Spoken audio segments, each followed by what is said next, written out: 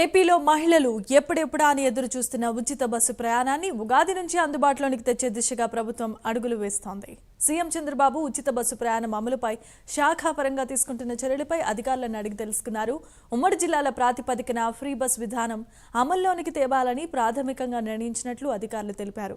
ఈ విధానం అమల్లో ఉన్న కర్ణాటక, ఢిల్లీ, తెలంగాణ రాష్ట్రాల్లో ఫీల్డ్ విజిట్స్ చేసి సమగ్ర నివేదిక రూపొందిస్తున్నట్లుగా వారు తెలియజేశారు. దీనిపై సమగ్ర నివేదిక వీలైనంత త్వరగా తనకు అందజేయాలని సీఎం చంద్రబాబు అధికారులకు సూచించారు. ఉగాది నాటికి పథకాన్ని అమల్లోనికి తీసుకొచ్చేలా చూడాలని సీఎం అధికారులను కోరారు.